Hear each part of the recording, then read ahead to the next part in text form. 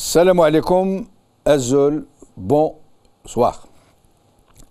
Quel Algérien aurait cru, il y a quelques décennies seulement, que le jour viendrait où des Algériens exigeraient que des Algériens entre autres, exigeraient que leur région soit séparée du reste du pays, qu'elle devienne une nation à part. Qui aurait cru que cette revendication vienne de Kabylie, une région qui a consenti d'immenses sacrifices pour la libération de toute l'Algérie, à l'instar de toutes les autres régions, bien sûr. Qui aurait cru que le jour viendrait où le mouvement pour l'autonomie de la Kabylie, le MAK, qui avait réussi à susciter un véritable engouement en Kabylie, puisse muer en mouvement pour l'autodétermination de la Kabylie, qui ne craint plus de qualifier la police, la gendarmerie, l'armée algérienne de forces d'occupation et même de forces coloniales algériennes. C'est pourtant ce qui est arrivé. Et plus encore, mais il faut dire que cette crise, qui pourrait dégénérer de façon autrement plus tragique si d'autres facteurs se mettent en place, ce qui n'est pas à écarter, toute cette situation, toute cette crise vient de loin. Ces causes sont anciennes, multiples, complexes, qui se sont accumulées, qui ont provoqué des réactions en chaîne, dont la rancœur, la frustration, le sentiment d'injustice ont été le terreau favorable à l'émergence de ces aspirations séparatistes. Des souffleurs de haine de toutes sortes, mus par des motivations et d'autres, ont eu table dressée. Dans une région où le sentiment d'appartenance à une culture, à une langue, voire même à une ethnie, est très fort. Une appartenance et des spécificités qui ont été reniées, déniées, diabolisées, méprisées, au profit de la langue arabe qui n'avait pourtant, et pendant des siècles, jamais été perçue en ennemi sur ces terres, même si elle n'était pas parlée de tous. Mais le régime, et avant lui une bien-pensance dominante, avait usé de la lutte de libération, puis de la légitimité dite révolutionnaire, pour tenter de gommer jusqu'à la mémoire de ces régions berbérophones. Cette vaste, autant que stupide opération ethnicide et culturicide avait réussi à éradiquer le tamazight, cette langue matricielle des Maghrébins, dans des régions entières.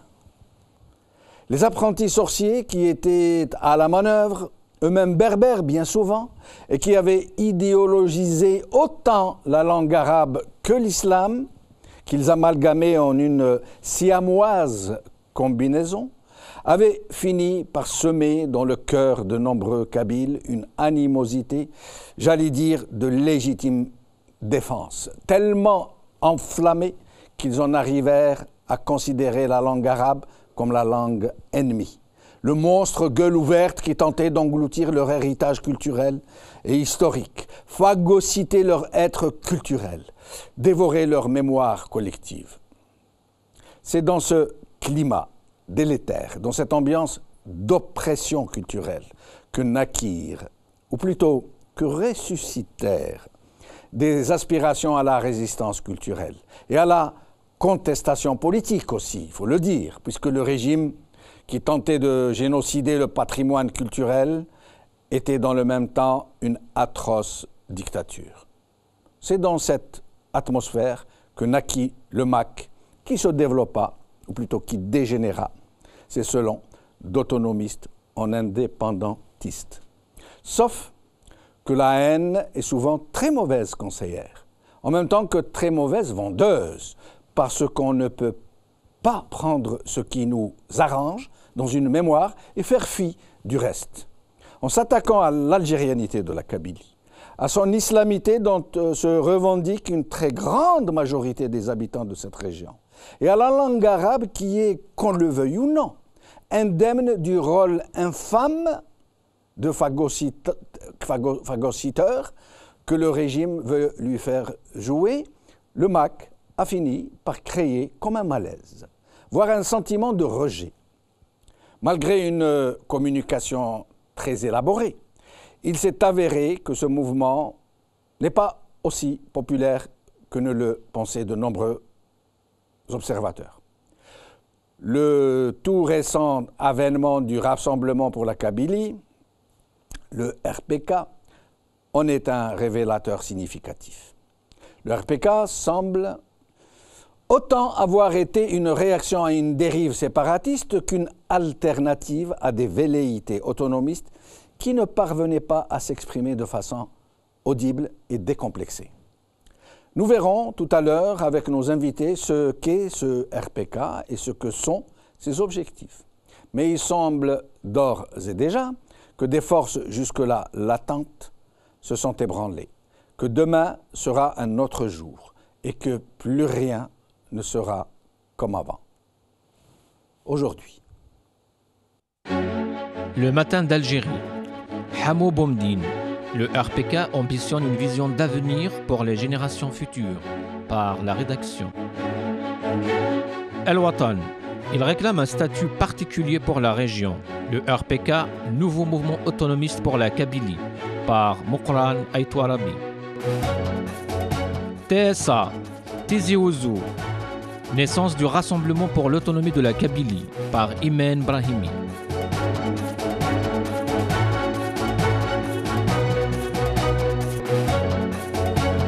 Du MAC au RPK, quoi?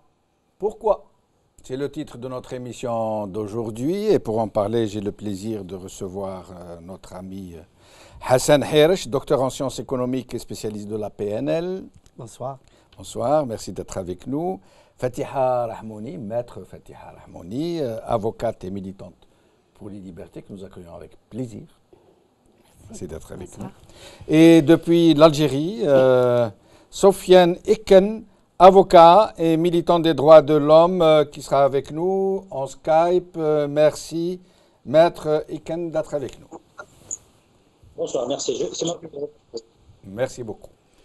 Alors, Hassan Hirsch, d'abord, vous qui avez été signataire, si je ne m'abuse, du manifeste de 2004, qui a été en quelque sorte le précurseur de ce RPK. Voilà, je vais le présenter. Donc, le manifeste Kabyle, MK. Donc, est-ce que vous pourriez nous dire de quoi il est question avec la création du RPK? Très brièvement, d'abord, je parle en tant que sympathisant du nouveau parti, en tant qu'observateur, en tant qu'animateur, effectivement, du manifeste pour la Kabylie, pour que les choses soient claires pour vos téléspectateurs. Bien sûr. Je suis très content d'être à cette émission avec Fatiha Rahmouni et maître Sofiane Iken, qui est un brillant avocat que j'apprécie beaucoup depuis très longtemps. Eh bien, vous savez, en fait, cette idée d'autonomie, elle est née depuis longtemps. On va dire que la première fois qu'elle a été inscrite dans un parti politique, il faut lui reconnaître l'émergence, la genèse, l'appartenance, la paternité, c'est avec le FFS du temps de sa clandestinité, donc dans la plateforme que l'on appelle la plateforme de 1979. Cette plateforme, qui parlait peut-être de régionalisation, non, il me semble. Non, c'est le RCD plutôt. Elle parlait exactement d'autonomie personnelle, d'autonomie locale et d'autonomie régionale. D'accord. Voilà. C'est-à-dire que dans l'esprit de Hossein Ait Ahmed et de Ali Messili, autour desquels nous étions un certain nombre d'universitaires, il était question tout simplement de permettre à l'Algérien... Pas la Kabylie. C'est à un niveau national. Ça veut dire l'autonomie de ce type de réorganisation administrative, si je peux dire, au niveau national, pas en Kabylie. Pas en Kabylie. C'est-à-dire que chaque région se dote se dote d'une autonomie régionale avec ses prérogatives pour pousser à la démocratie de proximité. Pourquoi?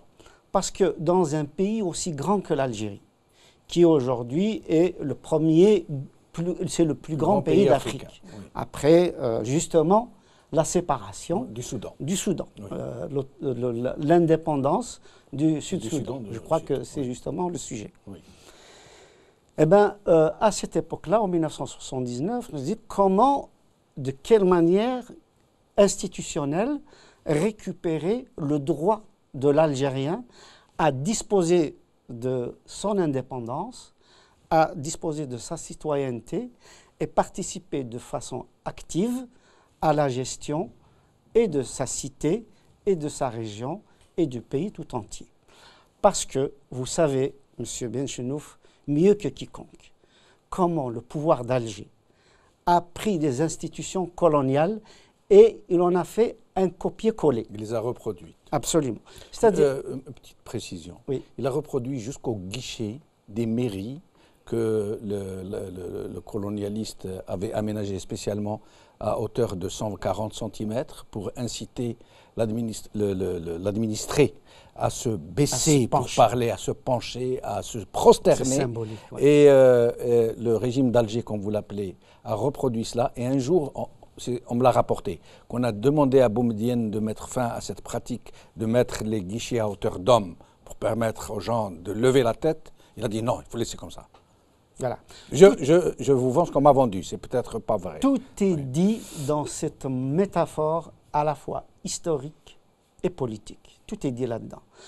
Donc, à l'indépendance, je rappelle très brièvement qu'il y avait une assemblée constituante, qu'il y avait un gouvernement provisoire de la République algérienne, qui étaient tous les deux légitimes, et que Boumedienne, avec son armée des frontières, est venu installer Ben Bella de force, et avec une constitution qui était rédigée dans un cinéma, et il a imposé donc un système jacobin basé sur la force policière, la force militaire, et c'est ce qu'on vit jusqu'à aujourd'hui, 2017.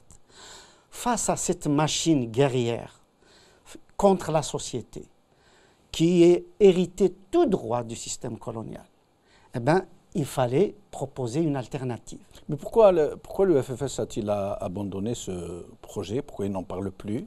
Alors qu'en soi, il est sain, a fortiori, qu'il concerne toute l'Algérie, pas une région seulement. Je pense très sincèrement que le FFS avait peur d'une stigmatisation parce qu'on a commencé à le taxer de régionalisme, de sectaire, etc., que c'était quelque part une concession qu'il avait faite dans l'intérêt du pays.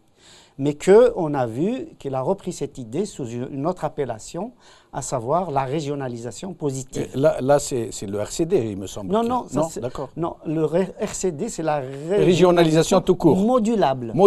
C'est-à-dire en fonction des régions. Comme en Espagne. D'accord. L'Espagne, entre l'Andalousie, entre la Galicie, le Pays Basque, la Catalogne, oui. Ils n'ont pas la même autonomie. C'est-à-dire que les deux régions qui ont le plus de prérogatives les plus larges, c'est le Pays Basque et la Catalogne. Oui. Donc les autres régions, effectivement, n'ont pas... Parce que ce sont des régions où les aspirations identitaires sont les plus fortes. Absolument, vous m'avez compris. Oui. Et donc le RCD propose un modèle inspiré de ce modèle-ci, à savoir que si on veut, par exemple, une région sud, une région du Constantine, qui préfère avoir des prérogatives moins larges que la Kabylie ou que le Mzab ou que le Grand Alger, tout est négociable. Voilà.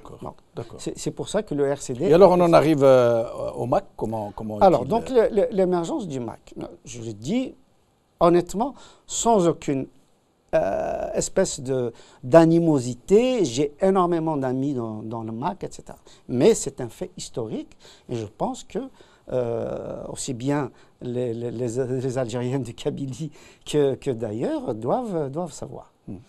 Donc cette idée d'autonomie est revenue, on va dire, à partir des années 95.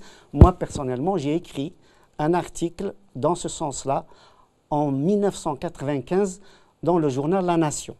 Parce qu'à l'époque, il n'avait pas encore disparu. Voilà, c'est le coup de boutoir du régime. Donc j'avais écrit aussi un article, enfin déjà plusieurs articles, mais on va dire un article un peu plus développé dans le journal Libération en 1998. Voilà. Donc après, Salim Chaker a proposé carrément une plateforme sur l'autonomie, sachant que lui avait commencé par dire, pour le moment, on commence par une autonomie linguistique. Donc préserver le patrimoine millénaire amazigh en Kabylie et éventuellement dans les autres régions. Un plan hors sec, en quelque sorte. Absolument. Dans l'urgence, sauver la langue avant qu'elle ne soit totalement éradiquée. Tout à fait. Puis petit à petit, l'autonomie est devenue une autonomie au sens large, c'est-à-dire au niveau institutionnel, avec des prérogatives sur le plan économique. Mais au sens large vraiment, puisque je me rappelle qu'à l'époque, le MAC demandait d'avoir une ambassade, une représentation diplomatique au niveau de la capitale de la Kabylie, d'avoir un drapeau, d'avoir... Ça, c'est une fois qu'ils ont réclamé... Non, avant de virer au séparatisme. Je me rappelle que dès le début, il me semble bien, mais nous allons demander à Fatiha. Je termine peut-être juste en une phrase, Fatiha, je suis vraiment désolé. Donc, juste pour l'émergence. Oui. Donc, nous nous sommes réunis un certain nombre, nous étions une quinzaine d'animateurs. Pour ce qui est du RPK. Non, de l'idée d'autonomie en 2001. D'accord. C'était vers mars 2001. D'accord. Et Farhat Mehni faisait partie de ce groupe. Donc, qu'est-ce que nous avions décidé? Je pense que les téléspectateurs ont le droit de savoir. Ce qui était décidé, c'est que nous, le groupe des 15, on était à peu près sur les 15, une douzaine à pouvoir faire des conférences sur cette idée. Et on s'est dit, on va y aller faire des conférences en Algérie, particulièrement en Kabylie, sur qu'est-ce que c'est que l'autonomie, pourquoi l'autonomie, etc. L'expliquer aux citoyens pour les responsabiliser, pour qu'ils s'approprient. Et on avait dit qu'à partir donc de mars à août, une série de conférences un peu partout, et en août, on devait faire une université d'été où on devait inviter le FFS, le RCD, des partis démocratiques, des autres régions, et puis l'ordre des avocats, l'ordre des médecins, etc., la société civile, les syndicalistes, etc., et leur proposer l'idée, dans un premier temps, c'était pour que ces organisations s'approprient l'idée d'autonomie. Il n'était pas question de créer ni une association, ni un parti, ni une structure, etc. On était parti comme ça. Et quelques jours après, quelques semaines après, on apprend par la presse que le MAC était créé. C'est à notre stupéfaction, et c'est la raison pour laquelle tous les autonomistes de la première heure n'ont jamais fait partie du MAC. Donc vous-même? Voilà. Dans moi-même. D'accord. Voilà. Nous allons y revenir pour la suite de l'histoire, de la genèse donc qui a amené donc, la création du RPK. Fatiha Rahmouni, expliquez-nous un peu comment le MAC est passé donc, de ses aspirations, de cette demande d'autonomie qui en soi est tout à fait légitime, je crois, à cette idée d'indépendance, de séparation d'avec l'Algérie. Je tiens tout d'abord à préciser, j'étais militante du MAC jusqu'à l'autodétermination. L'autodétermination. Jusqu'à l'option pour l'autodétermination. Pour l'autodétermination, ce qui permet... le A d'autonomie à A d'autodétermination. Absolument, parce que si on avait maintenu l'autonomie, sachant sur le plan de droit, l'autonomie dépend du droit interne, du droit national. Donc, c'est le pouvoir algérien qui doit me donner cette autonomie. Est-ce qu'il est prêt à changer? Est-ce qu'il est prêt à changer ou à changer quoi que ce soit ou à offrir l'autonomie à la Kabylie ou à tous ceux, aux régions qui la demandent sur un plateau d'argent. Contrairement à l'autodétermination qui dépend du droit international et qui permet aux Kabyles de choisir le statut qui leur sied. Donc le dernier mot revient au peuple à tous les Kabyles de choisir le statut ou le régime qui leur cède. Ils peuvent choisir de rester dans le cadre comme ils le savent, rester algérien. Ils s'autodéterminent. Voilà, ils s'autodéterminent. Enfin, ce n'est pas que je suis contre la création, enfin, parce que moi je ne peux pas appeler ça le RPK. RPK, je ne peux pas l'appeler, c'est un nouveau parti ou une nouvelle donne sur la scène politique en Kabylie, puisqu'il existait déjà il y a 17 ans.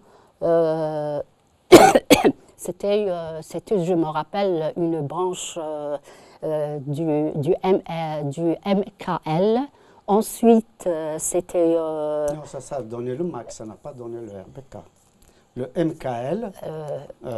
je ne vous ai pas interrompu. Non, mais c'était juste une précision. On discute, c'est pas... Oui, d'accord. On a l'habitude comme ça de discuter à bâton rompu. Je n'ai aucune... On n'est pas des belligérants. Pas encore. C'est pour animer un petit peu le débat. Oui, mais poursuivez. Donc, par la suite, il y a eu le CERAC.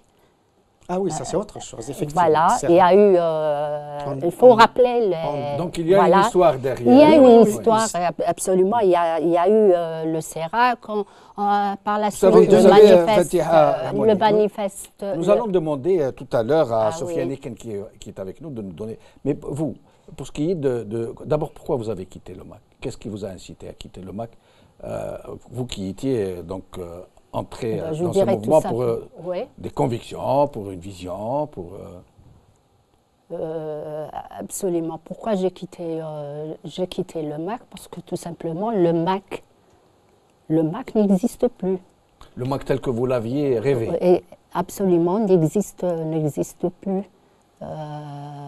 Il y a eu une nouvelle feuille de route imposée pour passer, c'est-à-dire qu'une nouvelle feuille de route a été imposée. Imposée par qui?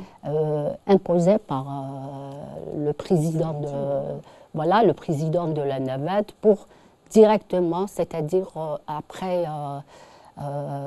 comment dirais-je, au détriment de tout. Pour moi, c'est un manque de respect.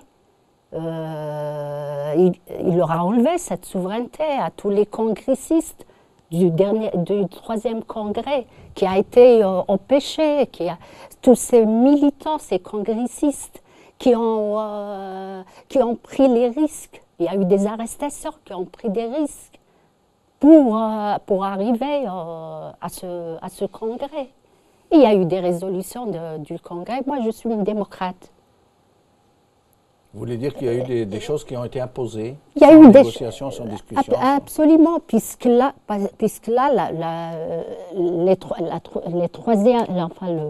les résolutions du troisième congrès, on reste toujours dans l'autodétermination. L'autodétermination, je parle du dernier congrès du MAC, on reste toujours dans l'autodétermination. Il y avait, même pour l'autodétermination, c'est vrai, lors du passage fin 2013 ou 2014, du passage du MAC pour l'autonomie à l'autodétermination, il y avait aussi des autonomistes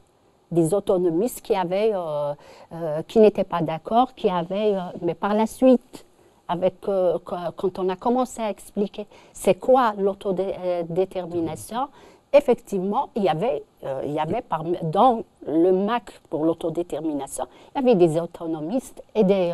il y a eu beaucoup de défections. Voilà, et des indépendantistes. Je pense que la défection, c'est suite à cette nouvelle feuille de route. On voit beaucoup de cadres... Pourquoi ils sont passés de cette demande d'autonomie à la demande d'indépendance? Est-ce que c'est parce qu'il y a une intransigeance de la part du régime algérien qui refuse de négocier quoi que ce soit, no pasaran pour tout, ou est-ce que c'était déjà dans la feuille de route une étape après l'autre? moi, je ne peux pas parler du passage à l'indépendance. Donc, il fallait qu'un militant du MAC Navad on a lancé des invitations. On a lancé, je continue de lancer des invitations publiques. Des invites, s'ils veulent s'exprimer, à venir sur ce plateau. Moi, ça ne me gêne pas de répondre à cette question. D'accord. Mais moi, je parle je vais revenir vers vous. Je parle de l'autonomie, justement. En quelque sorte, vous répondez à la question, dans la question que vous venez de poser. Pourquoi moi, je retourne la question, pourquoi le MAC était pour l'autonomie, le pouvoir, c'est-à-dire pendant 12 ans, n'a pas cherché à négocier avec lui pour lui offrir cette revendication qui est l'autonomie. Et aujourd'hui, on crée un autre mouvement pour le même projet d'autonomie, je dis bien pour le même projet d'autonomie. Ce projet s'affirme résolument. On va en parler avec. Oui, mais le problème aujourd'hui pour moi,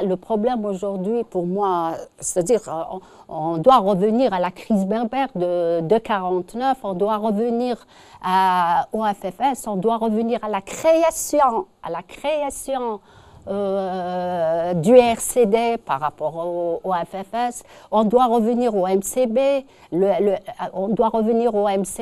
après il s'est soldé en deux, tendance FFS, tendance RCD. Je vais revenir à vous dans un instant. Sofiane Eken, vous êtes avec nous? Oui. Alors, d'abord, dites-nous ce qu'est le RPK. Qu'est-ce que vous revendiquez? Comment prévoyez-vous la suite des événements? Et je tiens à vous dire d'emblée, après que vous nous ayez donné une courte description de ce qui s'est passé, je tiens à vous dire que d'ores et déjà sur les réseaux sociaux un peu partout, tout le monde est en train de dire que vous êtes une création du régime pour réagir au MAC. Mais je vous en prie. D'accord, maintenant par rapport aux interventions des uns et des autres sur le carré bleu, sur les réseaux sociaux, les gens ils sont libres de dire ce qu'ils veulent par rapport à notre existence en tant que mouvement politique. Mais ce que je condamne, c'est les insultes, parce qu'on voit, c'est pas le débat qui prend maintenant par rapport à la création de RPK, mais nous sommes vraiment navrés de constater qu'on nous tire vers le bas. Ben, ça, c'est entre parenthèses. Maintenant, par rapport à la création ou bien à la naissance du RPK, oui, le cadre politique, il vient d'être né, il vient d'exister, mais la pensée autonomiste ou bien le projet de l'autonomie pour la Kabylie, je pense que c'est un projet qui remonte loin dans l'histoire de la Kabylie. Moi, personnellement, cette idée de l'autonomie, je l'ai entendue via la bouche de Matoub Lounas, les années 90. À titre d'exemple, Lounas n'a jamais cessé de parler de fédéralisme, de l'autonomie, etc. Maintenant, par rapport au concept du côté d'Arwa constitutionnel, on peut en discuter, mais maintenant, par rapport à la naissance de RPK, je pense que c'est un projet politique qu'on doit y discuter. Le projet politique a existé auparavant dans une organisation officielle qui s'appelait le MAC à un certain moment. Ça veut dire le mouvement pour l'autonomie de la Kabylie. Et les membres fondateurs de RPK, ils étaient la plupart dans le MAC, même avec la création du MAC. Maintenant, par rapport au projet, je pense qu'il n'y a pas de nouveau par rapport au projet, parce que le projet a été déjà expliqué au sein du MAC. Mais après que le MAC a éclairci sa ligne politique pour l'indépendance, on a dit que nous sommes des autonomistes, on demeure des autonomistes, et il nous faut un cadre politique, une organisation politique, afin qu'on puisse exposer ce projet pour le peuple kabyle. Voilà. Alors, d'abord, une question avant que je vous en pose une autre plus générale. Pourquoi n'avez-vous pas mis sur la table ce projet à dimension, j'allais dire, nationale? Pourquoi n'avez-vous pas proposé une autonomie pour toutes les régions d'Algérie. Pourquoi seulement la Kabylie?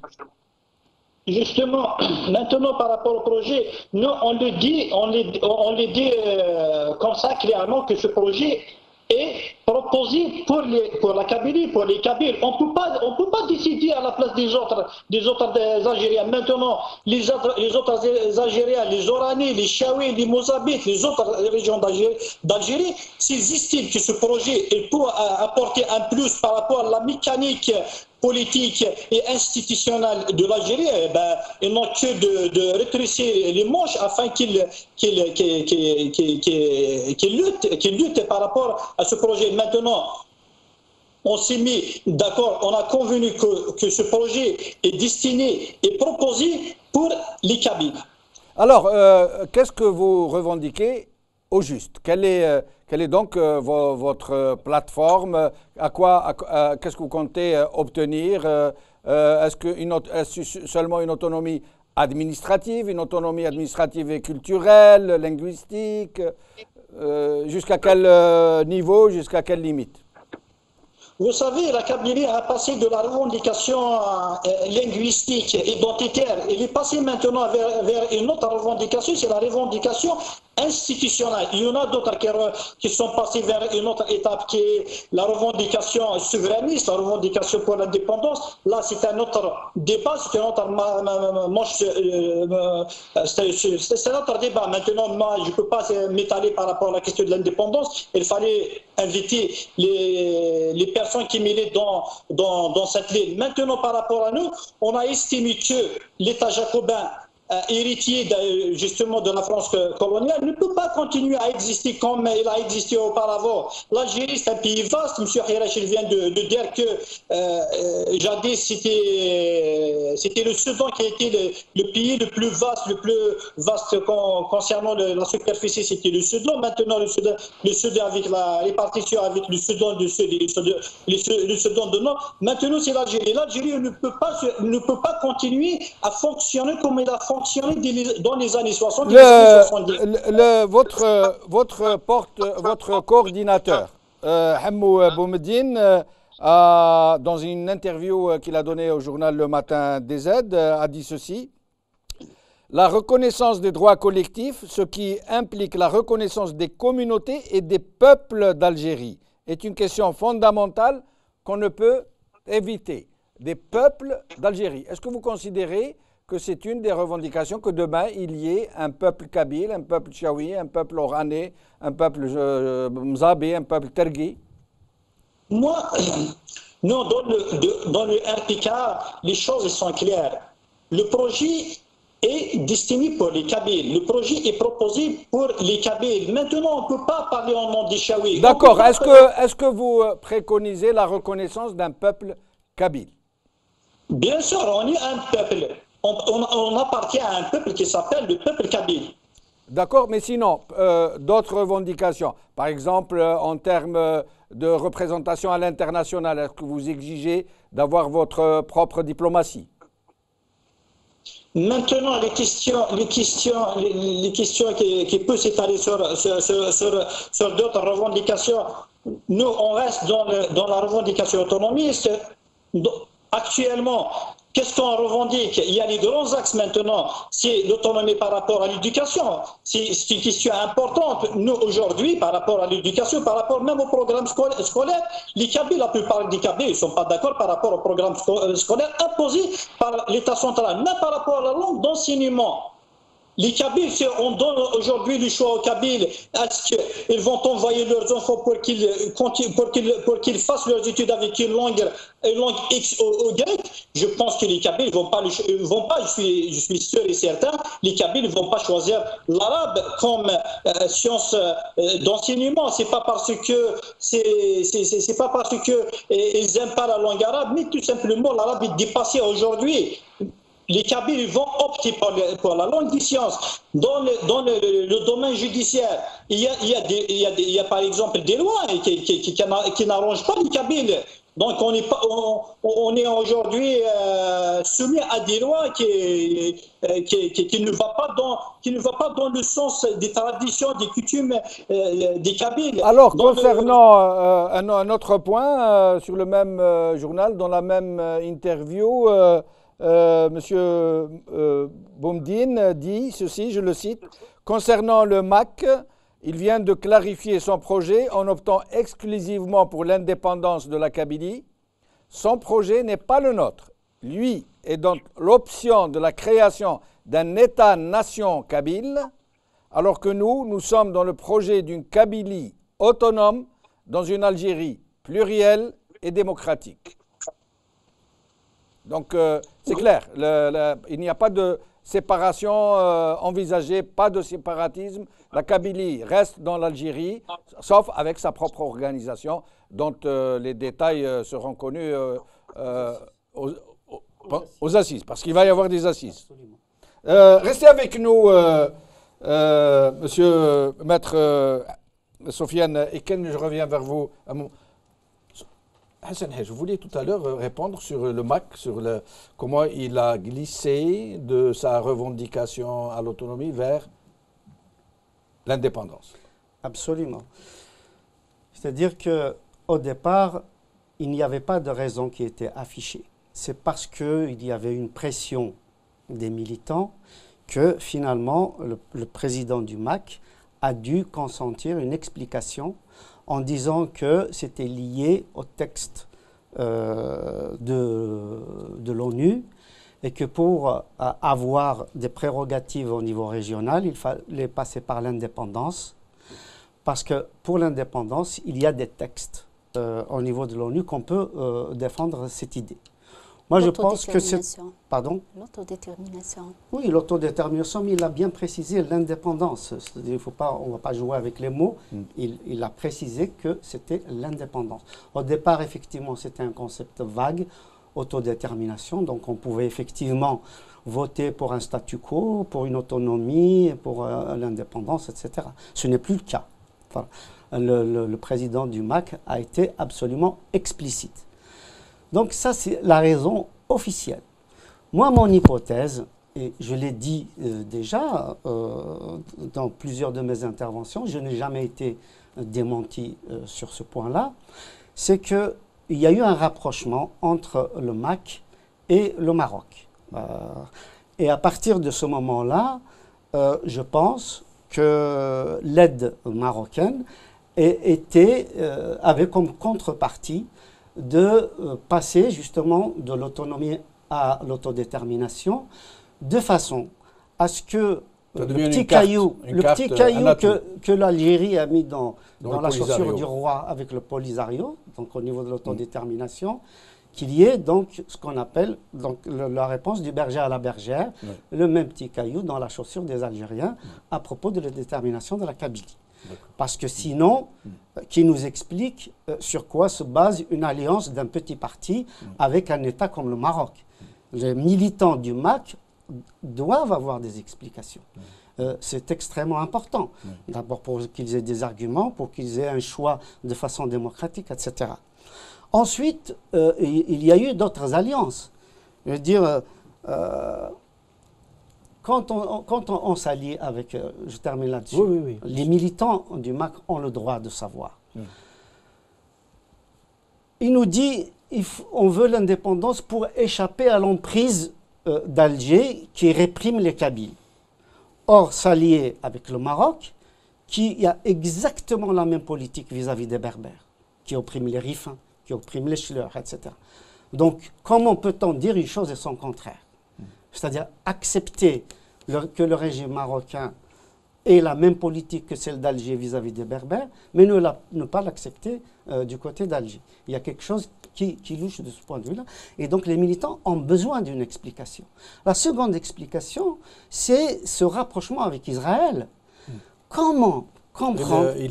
Vlad Mani a déclaré que la première ambassade qui aura droit de citer à Tizi Ouzou sera l'ambassade d'Israël en Kabylie. Oui, c'est une façon donc de signifier l'alliance possible avec ce pays-là. Or, il faut rappeler que non seulement Israël, dans sa politique actuelle, est un pays coloniale. Qu'on sort du sujet. Non, on ne sort pas du sujet, ça fait partie des arguments. D'accord, allez-y. En ce qui me concerne, je ne sors pas du sujet. Je Donc, non seulement il a une politique... Vous pouvez répondre tout à l'heure. Oui, voilà, absolument. Non seulement il a une politique coloniale, mais que je rafraîchisse la mémoire, non seulement des militants, mais des Algériens d'une façon générale. Israël a soutenu la création de l'OAS. Ça, tout le monde le sait. Oui.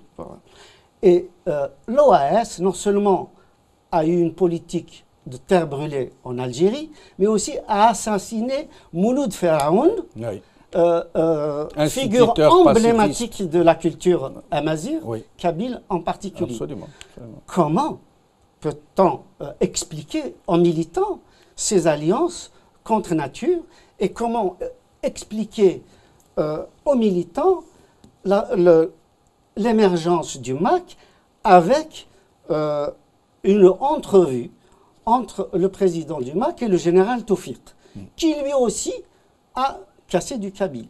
Donc, Toufik qui a cassé du kabyle, le Maroc qui casse du berbère, Israël qui a assassiné Mouloud Feraoun, et qui occupe... moi, personnellement, je veux des explications pour que je puisse savoir. C'est votre droit. Voilà. Mais vous vouliez répondre, Fatiha, je vous en prie. Peut-être pour juste Fatiha, un dernier point. Oui. Et donc, le RPK, que je soutiens, est né justement de l'observation de toutes ces dérives et de dire basta. Nous sommes en Algérie, nous voulons pas que les Kabyles demandent un visa pour entrer à Alger. Nous ne voulons pas que les familles, la moitié des Kabyles sont à l'extérieur de la Kabylie. On se retrouverait dans les cas de la Corée du Nord et de la Corée du Sud, où on se parlerait avec des porte-voix de frontière à frontière. C'est extrêmement dangereux, c'est une dérive inacceptable. Et donc je salue la création du RPK. Je reviendrai vers vous pour vous poser une question très particulière. Je vous en prie, vous vouliez répondre sur cette histoire d'Israël et de... Avant d'arriver à cette histoire d'Israël, il faut que je termine ce que j'avais commencé. D'accord. Voilà, vous savez, cette émission est très dynamique. Voilà, il faut aller droit au sujet parce que ce n'est pas une émission seulement thématique. Le MAC a été créé suite aux événements de 2001, puis suite à la sourde oreille du pouvoir qui a assassiné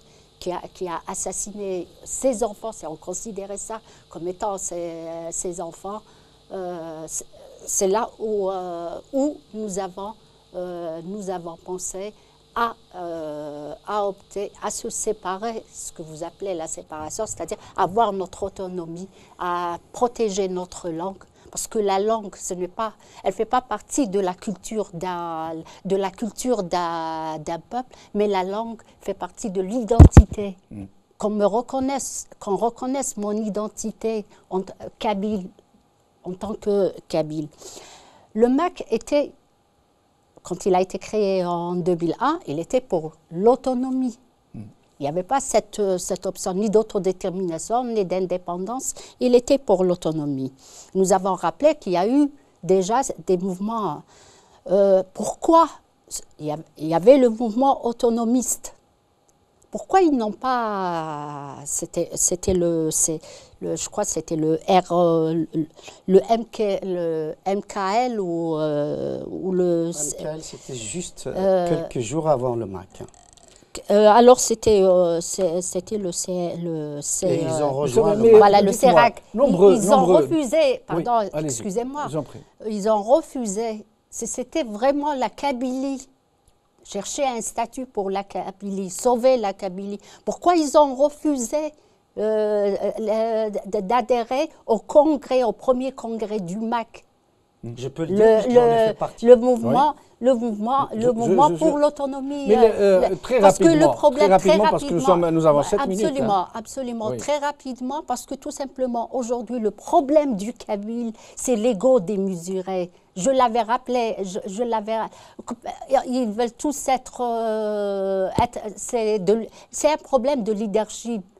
Ils sont comme tout le monde, c'est des êtres humains. Oui, d'accord, l'ambition. Sinon, ce que je voudrais vous dire... L'ambition illégitime. Je voudrais vous dire, Fatiha Rahmouni, d'abord une réponse très brève sur cette histoire d'Israël? Vous voulez dire quelque chose? Qu'on soit parti, moi personnellement, je partirai. C'est l'occasion m'est donnée, je partirai en Israël comme je suis venue en France, comme vous considérez que c'est un pays comme un autre, il n'y a aucun souci. Absolument. Vous ne vous sentez pas solidaire d'un peuple opprimé? Solidaire d'un peuple opprimé, je pense qu'on ne peut pas être plus royaliste que le roi, puisque le peuple palestinien lui-même a des liens avec Israël, des liens historiques. Très bien, comme raccourci, on ne peut pas faire mieux. Voilà. Hassan Hedj, d'abord je voulais vous poser une question.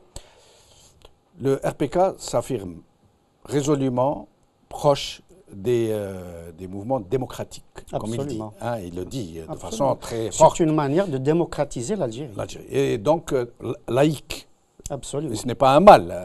Moi, personnellement, je dis que ce n'est pas un mal. C'est inscrit dans le manifeste. D'accord. Alors, donc demain, nous pourrions assister à l'émergence, à l'avènement de régions autonomes, laïques, affirmées. Pour les régions qui le veulent. Voilà. Laïques, affirmées, qui le veulent, qui ont choisi, etc. C'est une très bonne chose. Mais pourquoi, dans ce cas, ne pas permettre la même chose pour d'autres régions qui voudraient être des régions autonomes à penchant islamiste? Oui, c'est ce qu'on dit. Qui voudraient accepter de vivre sous un régime. Tout à fait. Vous êtes d'accord pour ça? Absolument. Donc, très bien. C'est la question que je voulais vous voir développer. C'est clair. Ouais. C'est-à-dire que le projet du RPK, c'est un projet pour la Kabylie. Nous n'avons aucune prétention de parler à la place des autres. Voilà. C'est aux autres, aux Oranais, aux Constantinois, aux Mozabites, aux Chaouis, de se déterminer si effectivement ils veulent créer une autonomie régionale avec comme principe la religion régionale, inscrite dans une constitution régionale, un parlement, etc., dans les textes libre à eux. Justement, c'est ça le problème. C'est que tout, jusqu'à présent, tout se décide à partir d'Alger. Oui. À Tamanrasset, à Tizi Ouzou, tout ce qui doit bouger, le moindre petit truc, même creuser un peu. Les Jacobins seraient envieux d'un tel. C'est à partir des bureaux d'Alger qui ne connaissent pas le terrain. Est-ce que. Hassan Hedj, est-ce que vous imaginez qu'un tel projet est viable dans un pays comme l'Algérie, où il y aurait des petites républiques islamistes, des petites républiques laïques, tous dans l'Algérie, oui. Cohabitant, un bon voisinage, chacun. Et les gens choisissent où ils vivraient. Ah non, moi je préfère aller vivre là-bas parce que c'est laïque. Non, moi je préfère aller vivre là-bas parce que c'est islamiste. Vous pensez que c'est faisable? Mais c'est ce que l'Algérie a vécu depuis des siècles. Des siècles et des siècles. Vous n'allez pas me dire qu'avant justement le jacobinisme français, copié encore une fois intégralement par l'Algérie indépendante entre guillemets, qu'au départ, le Titri, la Kabylie, le pays Chaoui, le Touat, etc., vous n'allez pas me dire qu'ils vivaient de la même façon. Non. Chaque région avait ses canons, comme on appelle le canon kabyle. Elle avait ses canons, elle avait ses mœurs, elle avait son organisation. Il ne nous reste plus beaucoup de temps. Nous allons donner le mot de la fin à Sofiane Eken. Donc, est-ce que vous pourriez nous parler de ces assises que vous préparez? Maintenant, les assises, je ne peux pas m'en parler davantage par rapport aux assises, mais je veux y revenir par rapport à la question du MAC et par rapport au projet indépendantiste. Moi, je pense que chaque citoyen kabyle a le droit d'exprimer ses pensées politiques, a le droit d'avoir une pensée politique, un projet politique à proposer aux Kabyles.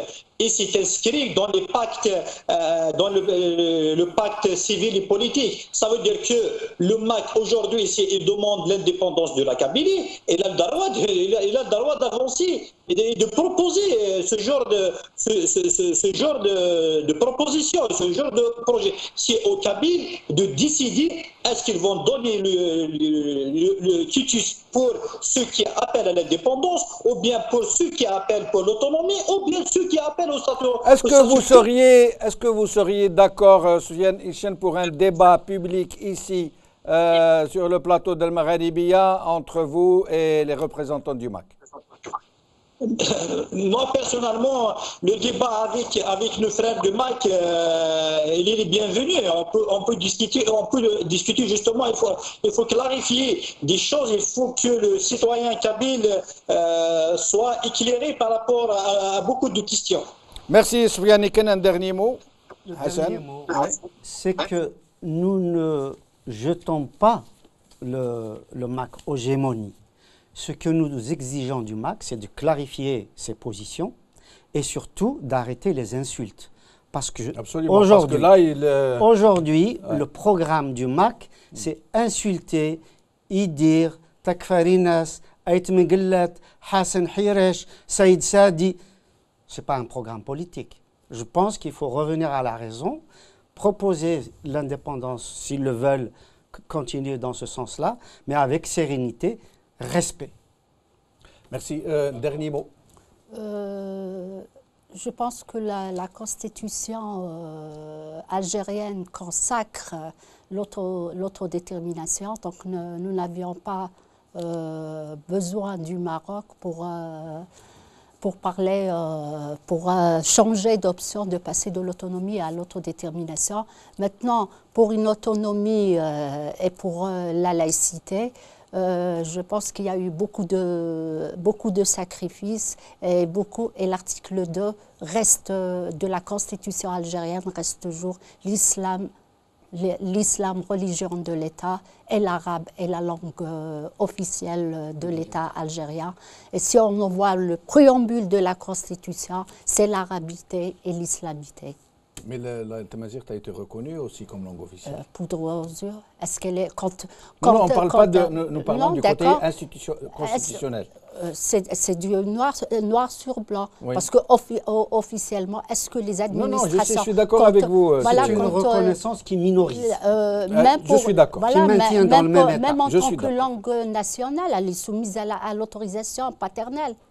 Très bien, je vous remercie Fatiha Rahmouni, Soufiane Iken, Hassan Hiresh, vous aussi mes chers amis qui nous avez suivis. Je voudrais juste vous dire qu'à partir de demain, vendredi, le top 3 de chaque vendredi sera diffusé en derja, en arabe dialectal maghrébin, à partir de demain. Donc, et nous aurons un seul invité, et l'autre invité, ce sera vous, mes chers téléspectateurs, qui pourrez nous appeler au téléphone, nous envoyer des SMS, nous mettrons demain tout ça sur votre écran, ou nous écrire sur Facebook vos questions, intervenir, et surtout, nous comptons sur vous pour nous appeler au téléphone, pour vous exprimer, mais en derja. Merci beaucoup. Sabah al khair, bqa al khair.